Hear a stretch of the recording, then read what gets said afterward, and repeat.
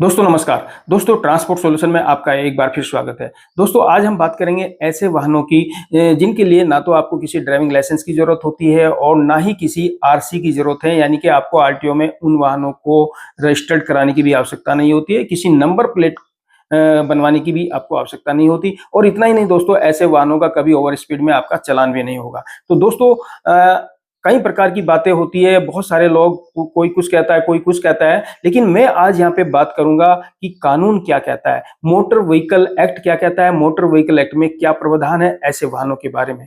दोस्तों केंद्रीय मोटरयान अधिनियम 1989 यानी कि सेंट्रल मोटर व्हीकल रूल्स 1989 के रूल 2U में ऐसे वाहनों को परिभाषित किया गया है जो मोटर वाहन की श्रेणी में नहीं आते, मोटर व्हीकल की कैटेगरी में नहीं आते हैं।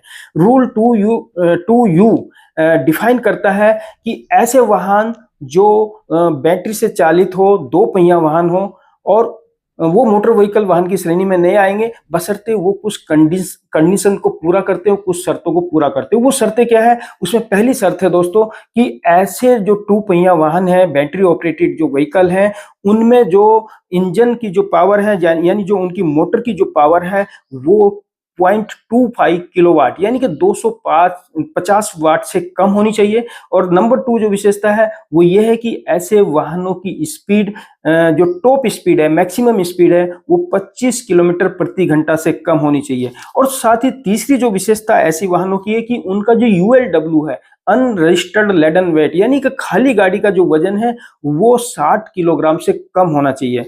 और साथ ही दोस्तों ऐसे वाहनों में जो सूटेबल ब्रेक्स हैं वो भी होनी चाहिए और रिफ्लेक्टर भी होने चाहिए, आगे और पीछे रिफ्लेक्टर होने चाहिए। तो ऐसे वाहन यानी ऐसे इलेक्ट्रिक स्कूटर या इलेक्ट्रिक मोटरसाइकिल या साइकिल्स को आप जो है चला सकते हैं दोस्तों। और ये चूंकि मोटर व्हीकल की कैटेगरी में नहीं आते, इनको मोटर वाहन नहीं माना गया है, तो इस पे मोटर व्हीकल एक्ट के जो रूल्स है, रेगुलेशन है, जो सेक्शन है वो लागू नहीं होते। जैसे कि पहले बात करते हैं कि इनको रजिस्ट्रेशन की आवश्यकता क्यों नहीं है। क्योंकि दोस्तों मोटर व्हीकल एक्ट का जो सेक्शन 39 है वो रजिस्ट्रेशन के लिए कहता है कि कोई भी वाहन सार्वजनिक स्थान पर, कोई भी मोटर व्हीकल सार्वजनिक स्थान पर यानी पब्लिक प्लेस पर तब तक नहीं चलाया जाएगा जब तक आपके पास उसका एक वैलिड आरसी ना हो, रजिस्ट्रेशन सर्टिफिकेट ना हो। क्योंकि ये motor vehicle act motor vehicle नहीं है, इसको मोटर व्हीकल की श्रेणी से बाहर रखा गया है एज पर 2U के अनुसार। तो दोस्तों इस पे रजिस्ट्रेशन की आवश्यकता नहीं होगी। इसी प्रकार मोटर व्हीकल एक्ट का सेक्शन 3 ये कहता है कि कोई भी मोटर व्हीकल सार्वजनिक स्थान पे तब तक नहीं चलाया जाएगा जब तक आपके पास कोई इफेक्टिव ड्राइविंग लाइसेंस ना हो। चूंकि यहां भी ये मोटर व्हीकल में नहीं आता है, मोटर व्हीकल की श्रेणी से बाहर है, इसलिए ये सेक्शन 3 भी इस पे लागू नहीं होगा, यानी आपको ड्राइविंग लाइसेंस की आवश्यकता नहीं है। और इतना ही नहीं दोस्तों, मोटर व्हीकल एक्ट के जो भी प्रावधान है, प्रोविजंस है, वो यहाँ सब कोई इस पे लागू नहीं होता। तो इस तरह से अगर देखा जाए तो जो इस पे इंश्योरेंस वाला जो प्रतिबंध है वो भी लागू नहीं होता, यानी बिना इंश्योरेंस के वाहन चलाए जा सकते हैं। यहाँ तक कि हेलमेट वगैरह की भी इस पे जरूरत नहीं है। लेकिन दोस्तों कुछ सावधानियां आपको रखनी होगी। अभी मैं बात करने वाला हूं कि कौन कौन सी ऐसी सावधानियां जब आप इन वाहन को सड़क पे चला रहे हैं, सार्वजनिक मार्ग पे चला रहे हैं, तो आपको ध्यान रखना होगा। देखिए एज पर रूल तो आपको इंश्योरेंस की आवश्यकता नहीं है, हेलमेट की आवश्यकता नहीं है, लेकिन फिर भी सड़क सुरक्षा के दृष्टिगत आपको ऐसे वाहनों का इंश्योरेंस करा लेना उचित होगा। और इसी प्रकार अगर आप ऐसे वाहनों को सार्वजनिक स्थान पे चलाते हैं तो आपको हेलमेट भी धारण करना चाहिए। हाँ इतना है कि आपका इन ऑफेंसेस में चालान नहीं हो सकता, क्योंकि यहाँ पे लिमिट फिक्स कर दी गई है इन वाहनों की। इनकी जो टॉप स्पीड है वो 25 किलोमीटर प्रति घंटा है, इससे ऊपर ये जा ही नहीं सकते, तो कभी ओवर स्पीड में आपका चालान नहीं होगा। अगर कोई पुलिस अधिकारी या कोई इन्फोर्समेंट ऑफिसर आपसे इसके कागज मांगने के लिए कहता है, आरसी, डीएल या कोई और इंश्योरेंस वगैरह की बात करता है या हेलमेट की बात करता है, तो दोस्तों सड़क सुरक्षा के दृष्टिगत तो आप हेलमेट वगैरह धारण कर सकते हैं, लेकिन आपको कागज रखने की आवश्यकता नहीं है। हाँ इसमें सावधानी ये बरतनी है कि जब आप डीलर से गाड़ी खरीदें तो वहां से एक सर्टिफिकेट, एग्जेम्पशन सर्टिफिकेट जरूर ले लें। व्हीकल रूल्स है उसके रूल